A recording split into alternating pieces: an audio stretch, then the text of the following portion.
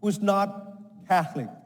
They bid last year to spend a day with me and see how I do things and what I do. After half day, they say, "Thank you very much, Father, now we know."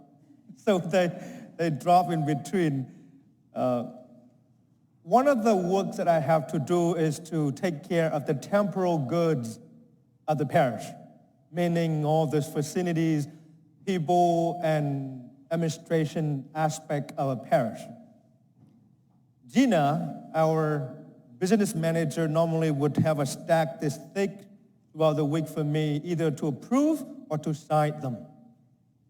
Occasionally, I would turn the page and see so-and-so with their ID on it with a short description of what they need. It turns out the people here in the city of Fremont reached out to St. Joseph asking for support, paying their bills, paying the electrical bills that they in no way could afford, asking for gas money. Deacon Dick Bayless and I and a few others have helped to make it happen, thanks to Sister Mary John Pantry. We continue to help hundreds of people throughout the year. And if you go to Mass here daily, occasionally you would see sets of rocks lining up perfectly, and underneath them the little plastic bag. They are not just rocks and plastic bags, they are human.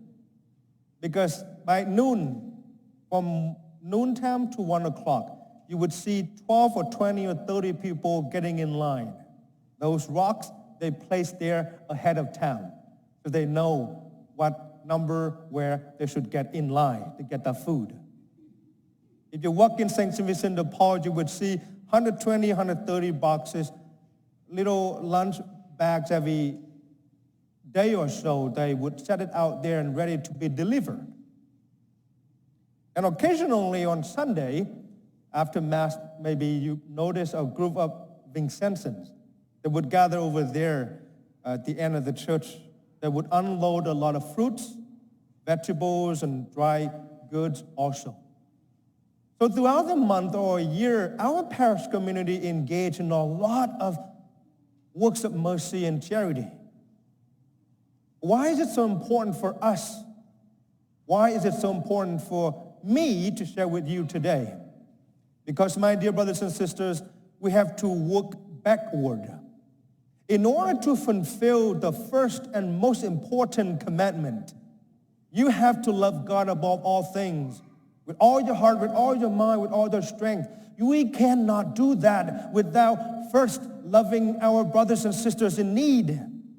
10 commandments structure in a way that first, the relationship with God, the first 3 commandments. And the fourth one has to do with our family, specifically our parents. And the last 6 commandments has to do with our neighbor. How are we going to treat them? Are we going to be honest, or are we going to cheat, or are we going to commit adultery? Are we going to lie? Are we going to commit murder? Are we going to be generous, or are we coveting their goods? All of this relationships, my dear brothers and sisters, if we say, "I love you, God," and at the end in Matthew 25, when our Lord meets you and I at the gate and say, "Have you fed my naked and hungry brothers and sisters?" If the answer is no, we're going to be out there, not in the banquet. If we are not visiting prisoners, if we are not helping those in need, then we're going to be like the rich man who had forgotten Zacchaeus, Lazarus at his front door. Or we may have a chance.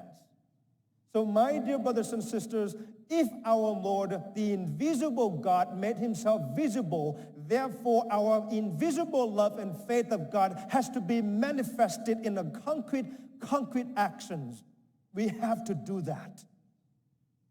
Exercise with the mind won't give us the big muscle. Exercise with the mind won't give us a strong, healthy body. Exercise with the bodies, with weight, with walking and really physical engagement, then we could become physically healthy. Spiritually speaking, our soul, our spiritual muscles need to be exercised by the works of love, mercy, and charity. We are very generous here in this parish. So a lot of people engaging in this beautiful works, but only 30%. We still have 70% of our people have not yet participated, nor one way or another, they are not to step up and involved. If we only participate by 30% by now, we already have tremendous impact. Just name a few, at least 4,000 or 5,000 last year. At least 2,000 Vietnamese families and 800 orphan kids have been supported. At least a school in Ghana has been built thanks to our generosity. At least $100,000 has been sent to multiple places like Ukraine, Syria, and Iraq, and potentially Hawaii, and perhaps this coming Israelis and those who are being affected by the recent war in Middle East. So it's wonderful to say, Lord, I love you. It's wonderful to say, I have kept all the commandments. And yet, at the end, our Lord did not ask, how many commandments have you kept? What church are you going to? He's going to ask, how well have you manifested my love for you in your works of mercy? Have you cared for the poor? Have you visited me? Have you prayed? Have you engaged? If the answer is no, the mountain of faith won't matter.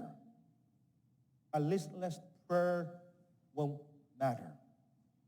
May God grant us that strength and courage to love what we could see with our eyes, help with our hands, and places that we could go with our feet. Only then can we hold the good Lord, can we walk into the heavenly kingdom, can we have Him in our heart.